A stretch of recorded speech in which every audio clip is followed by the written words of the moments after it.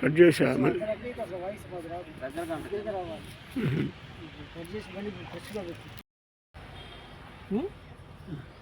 నూజెల్ల మండలం ముక్కెళ్ళపాడు గ్రామం మాది.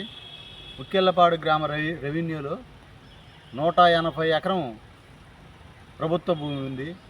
ప్రభుత్వ భూమి ఉంటే ఒక 15-20 మంది రైతులు మేము ఒక 40-50 సంవత్సరాల క్రితం నుంచి మేము సాగు చేసుకుంటున్నాం. మొత్తం కూడా మేము వేసుకునేది మహా ఉంటే ఒక 20-25 ఎకరాల కంటే ఎక్కువ లేదు. అంటే తలా 2 ఎకరాలు వేసుకున్నా కానీ మిగతా భూమి 160 ఎకరం ఉంది. 160 ఎకరంలో మిలిటరీ వాళ్ళకి ఇవ్వచ్చు.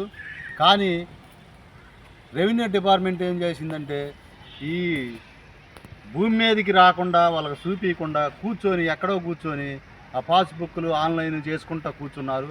అది వచ్చేసరికి మేము చేసుకునే భూమి మీదకి వచ్చింది, ఇది మిలిటరీ వాళ్ళకి వచ్చింది, మీరు తక్షణమే మీరు పక్కకి పోండి అని చెబుతున్నారు.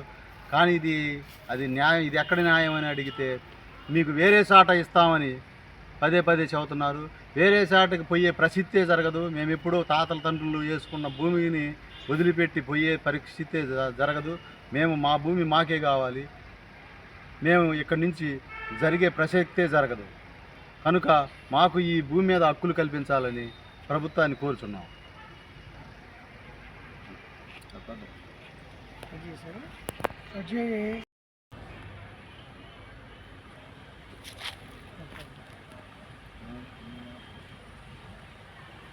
మిత్రులారా,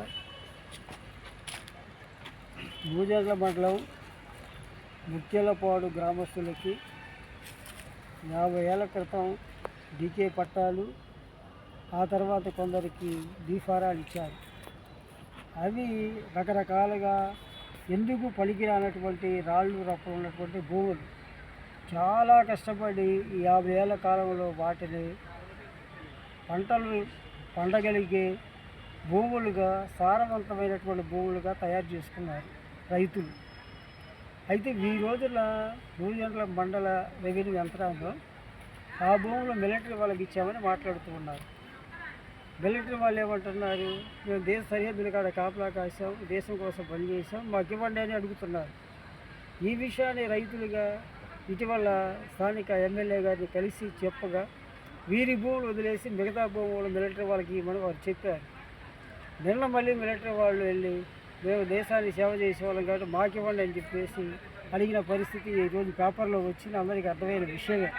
అయితే ప్రజా సంఘాలుగా మేము చెప్తున్నామంటే ప్రభుత్వానికి, ఎమ్మెల్యేకి, రైతు లేనిదే రాజ్యం లేదు. రైతు పండించకపోతే మిలిటరీ వాళ్ళు కానీ, రాజకీయ నాయకులు కానీ ఎవరు కూడా 4 మెతుకులు లోపలికి వెళ్ళలేని పరిస్థితి.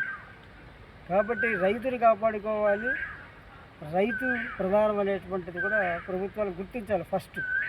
అలాగే రైతులకు సంబంధించి ముఖ్యంగా పాడుపడినటువంటి ఎందుకు పనికిరాని రాళ్ళ రప్పలు ఉన్నాయి, బాగు చేసుకొని వాళ్ళు సారవంతంగా చేసి వాళ్ళ ఉన్న పరిస్థితి.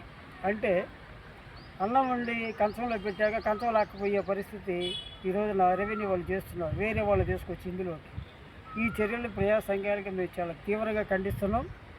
తక్షణమే ఎవరైతే రాళ్ళు రప్పలు గులకరాళ్ళు ఉన్న వాటిని రత్నాల సీమగా బాగు చేసి పంటలు పండించుకుంటున్నారు, వాటి జోలికి రాకూడదని, మిగతా విషయాల మీదే నూజెల్ల ఎంఆర్ఓ వాళ్ళకి ఇవ్వాలని, దానికి అభ్యంతరం లేదని. అలా కాకుండా వీళ్ళు స్థానికులు అక్కడ పుట్టి అక్కడ పెరిగి అవి బాగు చేసుకున్న మనుషులు వాళ్ళు కాబట్టి, మట్టి మనుషులు వాళ్ళు. వాళ్ళ పట్ల వివక్షత చూపితే దీని మీద పెద్ద ఎత్తున ఆందోళన చేస్తామని ఈ సందర్భంగా ప్రభుత్వానికి తెలియజేస్తూ ఉన్నాం. వాళ్ళది 100% న్యాయమైన సమస్య.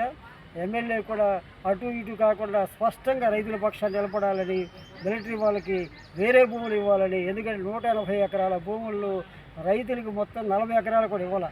కాబట్టి ఆ భూముల జోలికి వెళ్ళొద్దని, మిగతా భూములు మిలిటరీ వాళ్ళకి ఇచ్చుకోవచ్చు, ఏమేం చేసుకోవచ్చు, కానీ ఈ భూముల జోలికి రావద్దని, ఆ విషయంలో ఎమ్మెల్యే స్పష్టత ప్రదర్శించాలని ఈ సందర్భంగా మేము పత్రికాముఖంగా ఎమ్మెల్యేని కోరుతూ ఉన్నాం.